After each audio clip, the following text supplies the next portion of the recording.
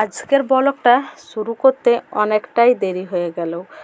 Video করার একটুকুনো energy নেই, ভাবছি করব না। আবার মনে হচ্ছে তোমাদেরকে তো বলেইছিলাম বাপের বাড়িতে গাজন দেখতে যাচ্ছি, যা কিছুই করি সবই তোমাদের সাথে শেয়ার করব, কিন্তু কোথায় আর শেয়ার করতে পারছি। ও যে বলে আগে থেকে কোনো কিছু ভেবে রাখতে নেই, এই যে ভেবে রেখেছি বলেই কোনো কিছু ঠিকঠাক মতন হচ্ছে না। আগের ভিডিওতে তো তোমাদেরকে সকাল থেকে বিকাল পর্যন্ত কি করেছি সবই শেয়ার করেছি। গাজন দেখতে যাব করে সমস্ত কিছু রেডিও হয়েছিলাম। রেডি হয়ে যাওয়ার পর একটা খারাপ ঘটনার জন্য আমি আর গাজন দেখতে যেতে পারিনি। তো আজ হচ্ছে গাজনের পরের দিন, মানে চড়ক দিন। চড়কের দিন তো স্নান টান না করলে তো খেতে পাবে না। আর সকালেও আমার ঘুম থেকে উঠতে অনেকটাই দেরি হয়েছে, তারপর মন মেজাজ ভালো ছিল না বলেই আমি স্নানও তনে করিনি, জানো, চুপচাপ বসেছিলাম। তো মা দিদি সবাই বলছে যে তুমি স্নানটা করো, স্নানটা করে দুটি খাও। তো এখন বাজে 11টা। এখন এই যে স্নান করে ঠাকুরের প্রসাদ প্রথমে খেলাম, তারপরে যে ঘুগনি আর মুড়ি নিয়ে বসেছি। আর এইদিকে দেখো আমার বর মাছ কাটছে। মাছটায় দেখো অনেক মাছ ছিল। তো চলো আগে ইন্ট্রোটা দিয়ে দিই। হ্যালো ফ্রেন্ডস, তোমরা সবাই কেমন আছো? আশা করছি তোমরা সবাই খুব ভালো আছো। লক্ষ্মী লাইফস্টাইল 12-এর নতুন একটা ভিডিওতে তোমাদের সবাইকে ওয়েলকাম। তো এইদিকে দেখো মাছ কাটা হচ্ছে। চন্দনদা তো বলছে ক্যামেরা না করতে, কিন্তু আমি বলছি যে না, কি ক্ষতি, ক্যামেরার সামনে এলে কি অসুবিধা হবে। কিন্তু ওই যে না, ক্যামেরার সামনে আসবো না, কেমন কেমন লাগে, কেউ যদি ভিডিওতে দেখে আমাকে দেখতে পাবে এইরকম।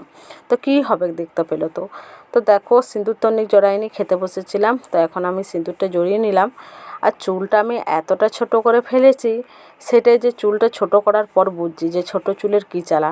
চুলটা ঠিকঠাক মতন বাঁধতে পারছি না, যেদিকেই বাঁধছি সেদিকে দেখো সরক সরক করে এদিকে চুল বেরিয়ে যাচ্ছে, এদিকে চুল বেরিয়ে যাচ্ছে। তো চুলটা ভেবেছিলাম যে হালকা করে কাটবো, কিন্তু এতটা যে ছোট হয়ে যাবে বুঝতে পারিনি। বাইরে এলাম, সকাল থেকেই তো রান্না তোড়জোড় শুরু হয়ে গেছে। সমস্ত সবজি কাটা বানানো হয়ে গেছে, কিন্তু রান্না করার লোক নেই। কে আর করবে, এ যে আমিই করব। তো সবাই বলছে যে আমরা সব কিছু করে দিচ্ছি, তুমি রান্নাটা করো, কারণ তুমি রান্নাটা বেশ ভালো করছো। আর সত্যি কথাই বলতে এতগুলো মানুষের আমি কিন্তু রান্না করছি, রান্নাগুলো খেতে কিন্তু বেশ ভালো লাগছিল। তো বৌদি দেখো এদিকে মাছ ভাজছে, আর মা হচ্ছে আদা রসুন থেতো করছে, সরষাটা বাটবে। তো ততক্ষণে ভাবলাম যে আগে চাটনিটা করে নিই, কারণ চাটনিটা ভেবেছিলাম লাস্টে করব। যে পাঁচ সবজি হবে, তো তাই পাঁচ সবজিগুলোকে দেখো সমস্ত সবজিগুলোকে ভেজে থালাতে রেখে দিয়েছি। আর সবজিগুলো ভাজার পর অনেকটাই তেল ছিল, তো তেলটা যদি শাক ভাজতে গেলে তো তেলটা তোমার তুলতে হবে। তাই ভাবলাম যে শাকগুলো থাক, আমের চাটনিটা করে দিই। আর আজ তো আম ডাল করতে হয়, আর গাছে দেখো প্রচুর ছোট ছোট আমগুলো পড়েছিল, তো সেগুলোকে কুড়িয়ে রাখা হয়েছিল চাটনি করার জন্য। তো আম ডালে কয়েকটা দেওয়া হয়েছে আমের চাকা, আর এগুলো দেখো চাটনি করে নিচ্ছি। তো এই প্যাকেটটা দেখো আমি একটুকুনো খেয়ালই করিনি যে এটা জিরা নয় ধনে, তো জিরা ভেবে আমি ধনে দিয়ে দিয়েছিলাম। আর গরম তো করছেই, গরমের সময় তো একটু ঠান্ডা খেতেই হবে, তাই দেখো একটা স্প্রাইট আনা হয়েছে।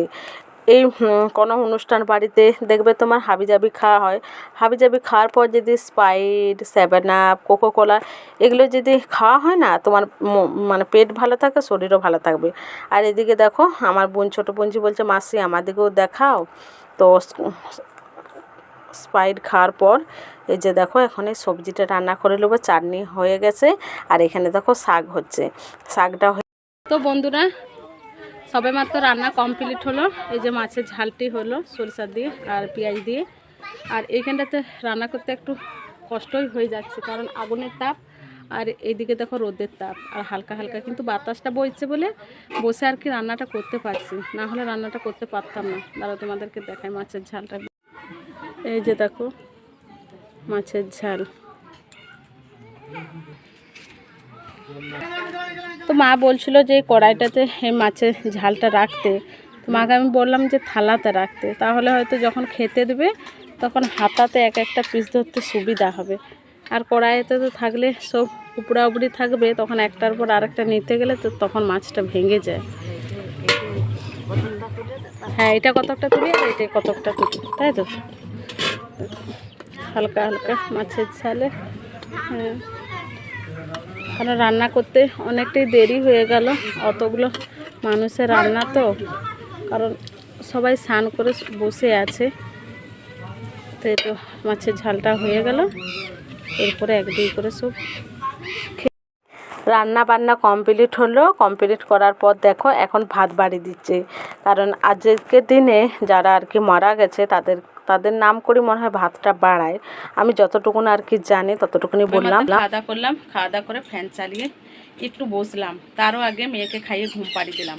না হলে এধার ওধার করে ছুটে বুলছে আর বদমাইশি হচ্ছে, তাই ভাবলাম আগে ঘুমটা পাড়াবো, তারপরে আমি আর কি খাওয়া দাওয়া করবো। তো খাওয়া দাওয়া করে এই দেখো মাটির ছোট্ট একটা ঘরে চলে এলাম।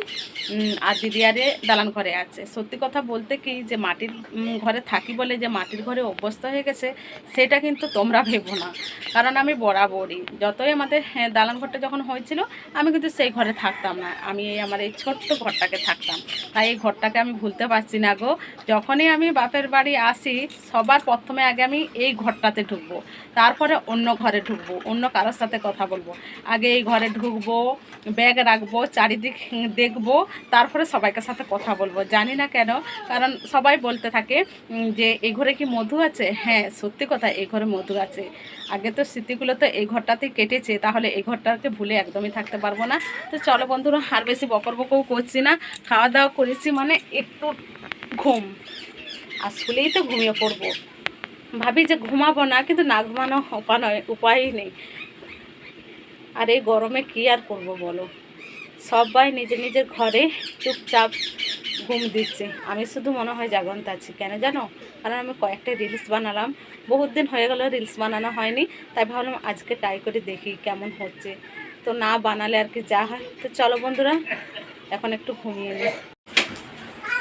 তো অলরেডি এখন হয়ে গেছে সন্ধ্যা, তো আমরা যাচ্ছি এখন চড়ক দেখতে।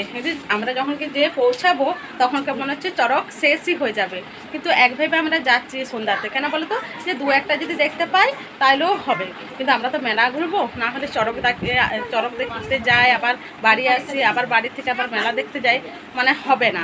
তাই সন্ধ্যাতে বেরালাম একেবারে। বাবা হ্যাঁ দেখো আমার মো ভাই যে বলছে আমাকে দেখাও, আমাকে দেখাও, আমাকে দেখাও, খুব সুন্দর লাগছে। এবার গানটা বলে দাও তো, বন্ধুদেরকে শুনি দাও। খেলবো হলে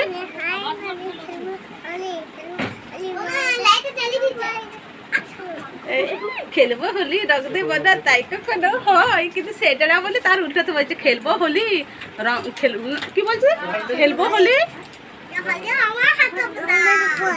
রং দেবো না কই। বাপরে বাপ, এত যে ভিড় হবে বুঝতেই পারিনি। এত ভিড়, এত ভিড়, ভিড়ে তো পেরাতেই পারছিলাম না, মানে ভিড়ের জন্য আলাদা দিকে দাঁড়িয়ে থাকতে হচ্ছিলো। যেই ফাঁকা হচ্ছে সেই আমরা যাচ্ছি, আদৌ কি চড়ক দেখতে পাবো? কিন্তু আসার পর দেখছি যে না, এখনও পর্যন্ত চড়ক ঘুরছে, আর আমরা অনেকটা দূরে দাঁড়িয়েছিলাম গো। এত ভিড়, কেউ শাড়ির আজলা ধরে টেনে নিয়ে চলে যাচ্ছে, কেউ আবার পায়ের উপরও পা দিয়ে দিচ্ছে। মেয়েকে নিয়ে তো একদমই ভিড়ে ঢুকতে পারছিলাম না। তো চড়ক তো দেখতেই হবে, তাই বললাম যে চলো একটা দুটো চড়ক দেখি, আমরা কিন্তু ঘুরে যাব। তো যেহেতু চড়কটা অনেকটা উপর দিকে উঠছে বলে তাই আমরা দেখতে পাচ্ছিলাম, না হলে কিন্তু দেখতে পেতাম না। তো এলাম একসঙ্গে, কিন্তু সবাই হয়ে গেছি দিঘা দিঘি। তো ফোন করে জানলাম যে কে কোথায় রয়েছে, তাই আমরা কিন্তু আলাদা হয়ে গেছি, আর তারপরে সবাই একসঙ্গে আছে। তো দাদাকে ফোন করলাম যে আমরা এই জায়গায় আছি, তাই দাদাদের কাছকে যাচ্ছি। তো ফাইনালি দেখো দাদাদের সাথে দেখা হয়ে গেছে, আর দাদারা অনেকটা ফাঁকাতেই আর কি আছে, যে আটচালা মানে বাবার যে মন্দির সেখানে আর কি আছে। তো এইখানটাতে একটু ফাঁকা আছে, কারণ এখানটা অতটা ভিড় নেই, ভিড়টা আছে তোমার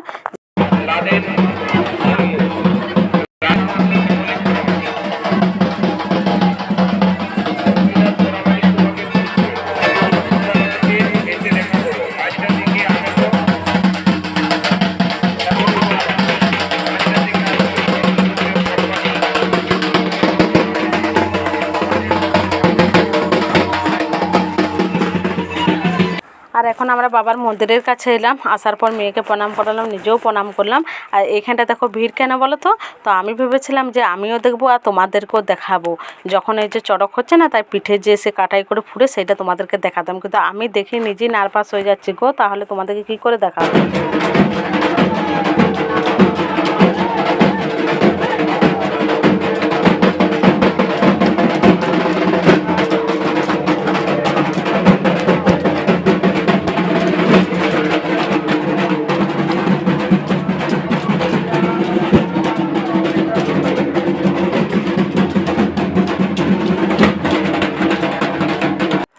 চড়ক ঘোরা শেষ হয়ে গেল। গাজন গাজন গাজন তো শেষ হয়ে গেল, ঠাকুরও ঘর ঢুকে গেল। এরপর শুধু ঘোরাঘুরি আর মেলাতে কিছু কি জিনিস নিবে, কাঁসা বাটি এমনি কিছু সংসারের টুকুটাকু জিনিস, তাছাড়া তো আর কিছু নেই। তো বাড়ি চলেই যাচ্ছিলাম, বাড়ি যেতে যেতে বর বলছিল কিছু খাওয়ার জন্য, তাই বললাম যে না আমি এমনি কিছু খাবো না, চলো একটা করে আইসক্রিম খাই, খেতে খেতে আর কি বাড়ি চলে যাব। আর ঘোরাঘুরি করে তো আর পায়ের যন্ত্রণা আর কোমর যন্ত্রণা এত করছে, মনে হচ্ছে কেউ টিপে দিলে আর কি আরাম পাবো। আর মেয়েও থাকতে চাইছিল না, মেয়ে বলছে মা আমার পায়ের যন্ত্রণা করছে। তো অত বড় মেয়েকে তো কোলে নিয়ে থাকাও যায় না। তো আইসক্রিম খেতে খেতে ভাবলাম বাড়ি চলে যাবো, বর বললো না এখানে দাঁড়িয়ে খেয়ে নাও, খেয়ে পর বাড়ি যাব, কারণ এদিকে একটা ঘুষা দিচ্ছে এদিকে একটা ঘুষা দিচ্ছে, আইসক্রিম পড়ে যেতে পারে। তো চলো বন্ধুরা, বাড়ি যেয়ে আমার ভিডিওটা শেষ করা হয়নি, তাই এই ভিডিওটা এখানেই আর কি রাখলাম। তো আজকের ভিডিওটা তোমাদের সবার কেমন লাগলো কমেন্ট করে জানিও, ভালো লাগলে একটা লাইক কমেন্ট শেয়ার আর সাবস্ক্রাইব করে দিও। তোমরা সবাই ভালো থেকো, সুস্থ থেকো, দেখা হচ্ছে নেক্সট ভিডিওতে।